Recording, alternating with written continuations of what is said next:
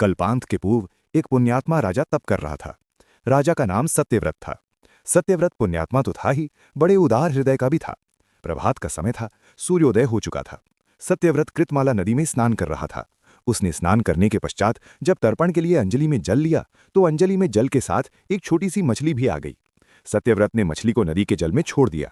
मछली बोली, राजन, जल के बड़े बड़े जीव छोटे छोटे जीवों को मारकर खा जाते हैं।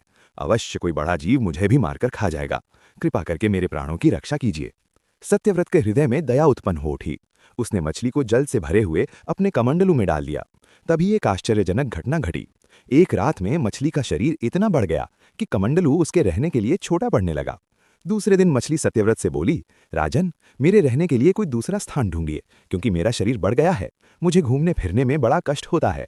सत्यव्रत ने मछली को कमंडलू से निकालकर पानी से भरे हुए मटके में रख दिया। यहां भी मछली का शरीर रात भर में ही मटके में इतना बढ़ गया कि मटका भी उसके रहने के लिए छोटा बढ़ गया। दूसरे दिन मछली पुनः सत्यव्रत से बोली, राजन, मेरे रहने के लिए कहीं और प्रबंध कीजिए, क्योंकि मटका भी मेरे रहने के लिए छोटा पड़ रहा है। तब सत्यव्रत ने मछली को निकालकर एक सरोवर में डाल किया, किंतु सरोवर भी मछली के लिए छोटा पड़ गया। इसके बाद सत्यव्रत ने मछली को नदी और फिर उसके बाद समुद्र में डाल दिया।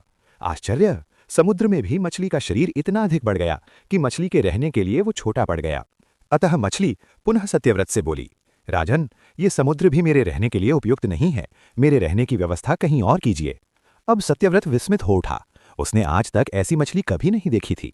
वह विस्मय भरे स्वर में बोला, मेरी बुद्धि को विस्मय के सागर में डुबो देने वाले आप कौन हैं? मत्स्य रूपधारी श्री हरि ने उत्तर दिया, राजन, हयग्रीव नामक दैत्य ने वेदों को चुरा लिया है। जगत में चारों ओर अज्ञान और अधर्म का अंधकार फैला हुआ है।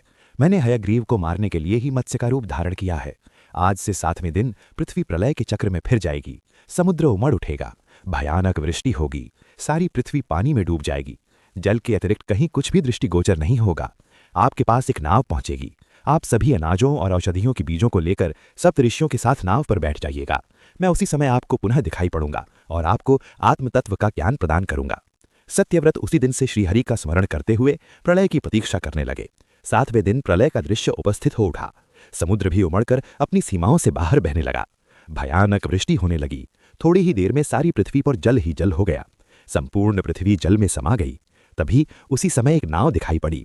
सत्यव्रत सप्तऋषियों के साथ उस नाव पर बैठ गए। उन्होंने नाव के ऊपर संपूर्ण अनाजों और औषधियों के बीज भी भर लिए। नाव प्रलय के सागर में तैरने लगी। प्रलय के उस सागर में उस नाव के अतिरिक्त कहीं भी कुछ भी नहीं दिखाई दे रहा था। सहसा मत्स्य रूपी भगवान प्रलय के सागर में दिखाई पड़े। सत्यव्रत और सप्तऋषिगण मत्स्य रूपी भगवान की प्रार्थना करने लगे। भगवान से आत्मज्ञान पाकर सत्यव्रत का जीवन धन्य हो उठा। वे जीते जी ही जीवन मुक्त हो गए। प्रलय का प्रकोप शांत होने पर मत्स्य रूपी भगवान ने हयग्रीव को मारकर उससे वेद छीन लिए। भगवान ने ब्रह्मा जी को पुनः वेद दे दिए।